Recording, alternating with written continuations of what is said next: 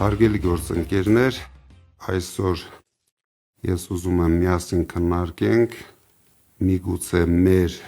երկրի, մեր ժողովրդի համար ամենակարևոր հարցերից մեկը։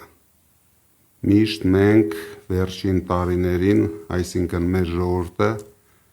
անհանգստանում է արտաքին վտանգներից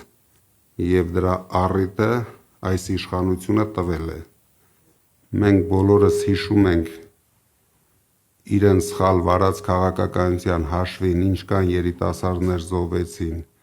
ինչքան երիտասարդների ապագան կործանեցին, բայց մենք ունենք միգուցե ավելի վտանգավոր և կարևոր հարց, որի մասին բոլորը լռում են։ Այս մարդիկ հանգիստ, առանց աչքերը թարթելու փոքրացնում են մեր երկիրը, նվաստացնում են մեր երկիրը և այսպես գնալով մի քանի տարի հետո մենք կարող ենք ունենալ Հայաստան առանց հայերի կամ շատ քիչ հայերով։ Բացարձակ չի տարվում քաղաքականություն մարզերի զարգացման համար։ Արտագաղթը հասնում է բացարձակ մակարդակների, իրենց սուտ հայտարարությունները, որ մենք ունենք բնակչության աճ, մենք այսօր մեր հանրությանը կներկայացնենք, որ ամբողջությամբ հակառակ պատկերն է։ Ներքին քաղաքականությունը կարելի է բնութագրել, հասցրել են զրոյի։ Ամեն օր գոռգոռում ու ղժղժում են ասֆալտից, բայց այդ ասֆալտը ինձ թվում է մի քանի տարի հետո միայն պետք է գալու իրեն հեծանիվ քշելու համար, որովհետև եթե գյուղերում ասֆալտ են անում, իսկ այդ գյուղերում մարդ չի ապրելու, կամ դպրոց են սարքում, այդ գյուղերում մարդ չի ապրելու, դրա համար պետք չէ ունենալ մեծ խելք։ Նրանք դրանով մոլորեցնում են մեր ժողովրդին և անում են իրենց սև գործը։ Բոլոր մեր սահմանամերձ գյուղերը այսօր վտանգի տակ են։ Կարելի է ասել Արցախին համարժեք հայաթափել են սահմանամերձ գյուղերը։ Դրա համար մենք այս հարցերը համարում ենք շատ կարևոր ներկայացնելու համար։ Ամուսնալուծությունները հասցրել են բացարձակ մակարդակի, որովհետև երիտասարդները աշխատանք չունենալով իրենց նվիրում են տարբեր անհարգի քայլերի և պրոբլեմ են սարքում իրենց ընտանիքների համար։ Ծնելիությունը նվազում է, այսինքն մեր երկիրը կամաց հայաթափվում է արտագաղթի հաշվին։ Ամեն ինչը այսօր նպաստում է, որ փոքրացնեն մեր երկիրը, քանի որ ես ուզում եմ նորից մեր հասարակության ուշադրությունը սևեռել 300,000 ադրբեջանցիների վրա։ Եթե մենք չկանգնեցնենք դա, շատ շուտով կհայտնվեն Հայաստանի տարբեր շրջաններում և առաջին հերթին Փաշինյանի կողմից ազատված սահմանամերձ շրջաններում և գյուղերում։ Մեր ժողովրդագրական տվյալները սարսափելի են։ Անպայման մեր համար այս հարցը, ժողովրդագրական հարցը կլինի ամենաթիրախային հարցերից մեկը և գնալով մենք ամեն ինչ անելու ենք երիտասարդ ընտանիքների համար, որպեսզի նրանք կարողանան շատ երեխա ունենան, լավ դաստիարակեն իրենց երեխաներին, լավ ապագա ստեղծեն իրենց երեխաների համար։ Ես կուզենայի, որ հիմա Գոհար Մելոյանը ներկայացներ ներկա վիճակը և ինչ ենք մենք առաջարկում այդ հարցերին լուծումներ տալու համար։ Պարոն Կարապետյան, շնորհակալ եմ խոսքի հնարավորության համար։ Հարգելի գործընկերներ, մենք վեր ենք հանել ժողովրդագրական դեմոգրաֆիկ խնդիրները մեր երկրում եւ վեր ենք լուծել, թե ինչ ունենք հողի վրա։ Իսկ այն, ինչ ունենք հողի վրա, ծայրահեղ անհանգստացնող է եւ մտահոգիչ, որովհետեւ հողի վրա մեր երկրում ծնունդները անկում են ապրել շուրջ 12%-ով։ Մեր երկրում ամուսնությունները անկում են ապրել շուրջ 7%-ով։ Ամուսնալուծությունները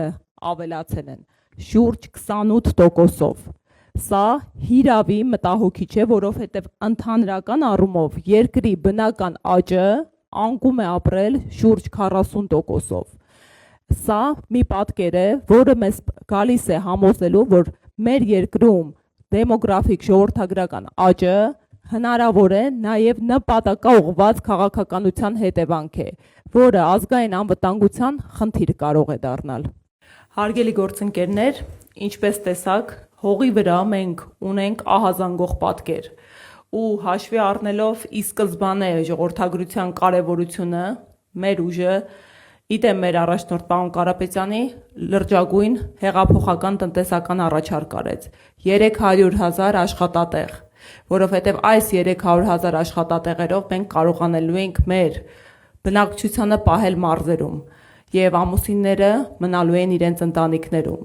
Դրան ի լրումն առաջարկեցին 20,000 մաչելի բնակարան,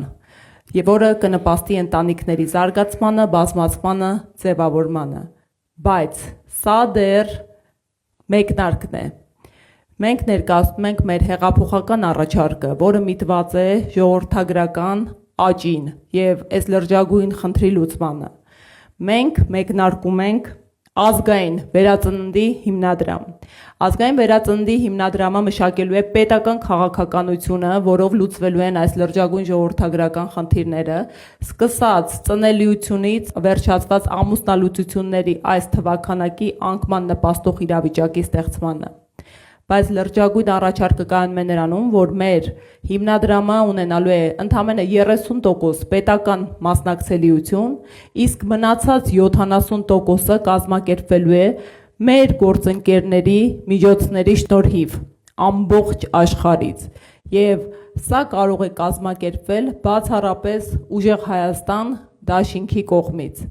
Ասեմ ավելին, բացի այն, որ ազգային վերածննդի հիմնադրամը իրականացնելու է այս հեղափոխական փոփոխությունները ու մշակելու է միասնական քաղաքականություն, մենք նաև ունենք կոնկրետ առաջարկ։ Քանի որ այսօր հողի վրա այս իշխանությունը կատարել է փոփոխություն եւ միասնական ու նույնական է դարձրել նպաստները առաջինից մինչև անսահման երեխաների թվաքանակ, ինչը նախկինում տարբերվում էր, այսինքն առաջին, երկրորդ, երրորդ, չորրորդ, հինգերորդ երեխաների համար պետությունը տարբերակված նպաստեր տրամադրում, որպեսզի շահագրգռեր բազմազավակ ընտանիքների ավելացմանը։ Իրենք փոփոխություն են կատարել եւ սեպտեմբերի 1-ից անկախ ընտանիքի երեխայի քանակից կլինի դա 3-րդ ծնունդը, 4-րդ ծնունդը, 5-րդ ծնունդը, բոլորին տալու են նույնական նպաստ։ Ինչ ենք առաջարկում մենք։ Յուրաքանչյուր 4-րդ երեխա ծնունդի համար ստանալու է 2 միլիոն դրամ, իսկ 5-րդ երեխայի համար եւ դրանից հետո 6-րդ, 7-րդ երեխաների ծնունդների համար